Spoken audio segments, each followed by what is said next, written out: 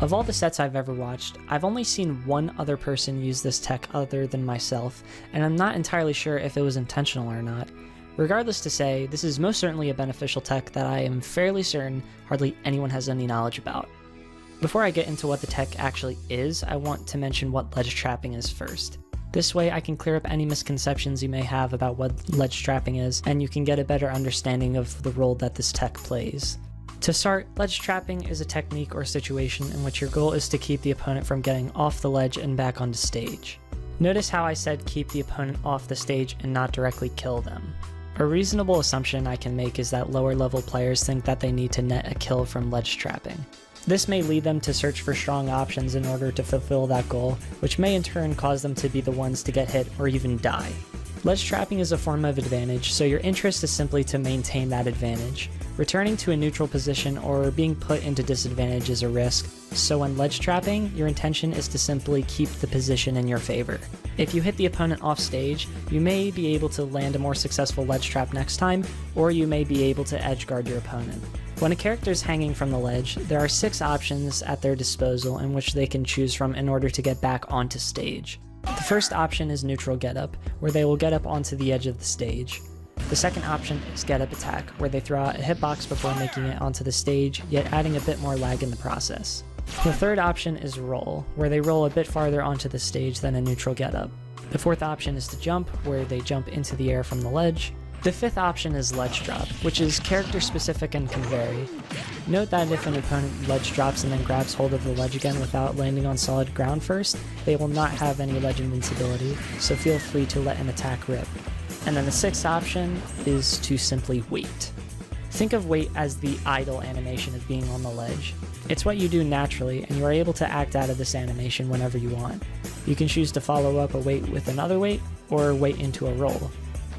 The point is that you can decide when you get off the ledge, and this can be crucial for getting off the ledge without being punished. Wait is one of the strongest options off ledge because it is one of, if not the hardest option to challenge. Ledge trump can beat it out, but you can decide to get off the ledge before the trump and gain stage control for free. Not to mention that many players don't know how to ledge trump, which makes this counterplay even more rare. However, wait has one major flaw. In Smash Ultimate, there are a limited amount of invincibility frames characters have after grabbing hold of the ledge. Once that invincibility runs out, the one in the ledge trapping position can hit their ledge-bound opponent and very likely take the stock. There are 2 factors that dictate the amount of frames a character is invincible for. The first is percentage. The higher the percentage, the less invincibility. And the second factor is airtime. The more time you spend airborne before grabbing hold of the ledge, the more ledge invincibility you will have. It's interesting because through my testing, I found that these factors don't actually matter enough to make the prediction difficult. With a bit of practice and studying, you can practically predict when ledge invincibility will run out. I call the tech Unreactable ledge trapping. You throw out an attack to hit the opponent before they can react to their ledge invincibility running out. The reason I believe this tech to be so strong is because of flawed human reaction time. In the real world, people can react to a large number of situations. However, in Smash, situations can occur stupid quickly before either player can react. Average human reaction time is around 16 frames at least. In Smash, a lot of characters have moves that are active earlier than frame 16, and a lot are much faster than that. A lot of ground attacks are active in less than 10 frames, actually. So to explain it in full, there are around 16 frames in which you can input an attack to hit the opponent on the ledge before they can react. Oh no! There are all sorts of options that work within the 16 frame window. The typical function of this tech would be to simply let a strong attack rip, such as a Wolf down smash or a Bowser forward tilt, both of which hit at the ledge and deal massive knockback. Some characters are able to set up for janky kills at much lower percentages using this technique too, such as Meta Knight and Marth. And even in the case where you can't take the stock, you're able to set up for edge guards, which can in turn lead to the kill. Such examples would include Inkling and Roy. Every single character can benefit from this, so experiment with your character to see what options work best, and maybe even ask other people what they think. Still don't get why or how this works? Let me visualize it for you. Alright, so here's the visualization.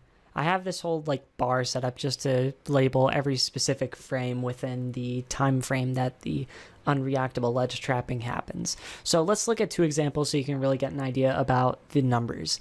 So human reaction time as established prior is around 16 frames, give or take, given the input delay of Smash Ultimate and also the personal reaction time or attention of a person. Anyway, let's look at it this way. So I have 2 like moves set up, Mario down tilt and Falco down smash. Mario down tilt has 5 frames of startup, meaning it comes out on the 5th frame, and Falco's down smash has 8. So let's look at how this works relating to the tech. So Mario's down tilt comes out on frame 5. And the way I have this set up is that this green bar right here represents the frames in which you can input the down tilt and get the punish before your opponent can react. This one right here represents the first frame of vulnerability, and you can input the down tilt as early as 5 frames prior to that, because when you input it on the 5th frame, the animation will begin on the 4th frame before it, 3rd, not 3rd, 2nd, 3rd, 4th, 5th. This is when the hitbox comes out. This is when vulnerability ends, they get hit. And you can input it as late as frame 11, because then it will start on frame 12, 2nd frame, 3rd, 4th, 5th. And the 16th frame is like borderline final reaction frame, and that's when the attack that's when the attack hit. That's when the attack comes out. I'm sorry. So for Falco down smash, it's a bit different. The move has longer startup, but the only thing that happens to this green bar, the frame window bar, it just shifts. If you can see that there. The fun fact about this, as long as the move you're inputting is less than 16 frames, the frame window to hit it is 16 frames long.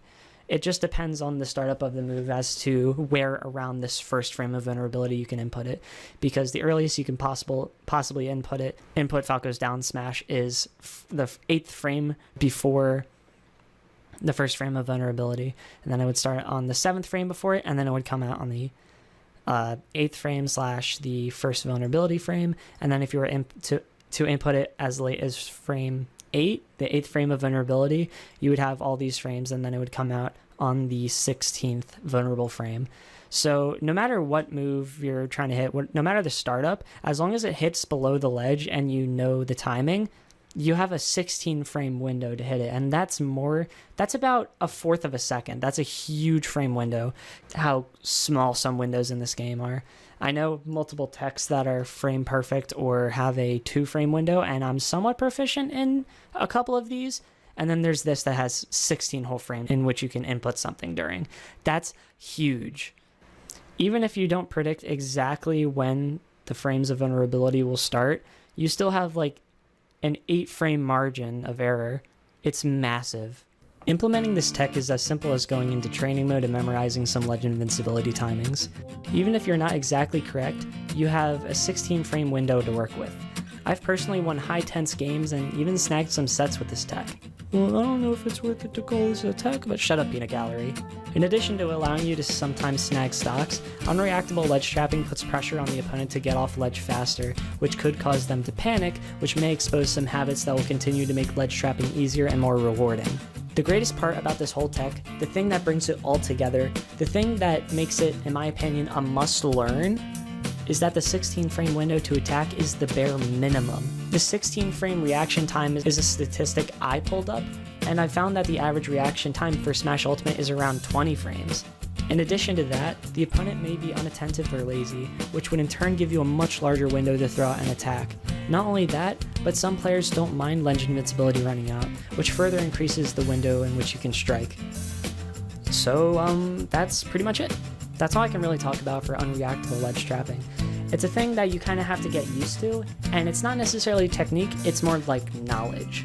So I hope this knowledge benefited you. If you win a set, or maybe even a game, even just take a stock with it. If you want to let me know in the comments. I'm going to leave a link to my Discord if you want to join that and talk to me a bit more. So do that if you'd like to. I'm glad you made it through to the end, and I thank you for watching. I'll see you in the next one.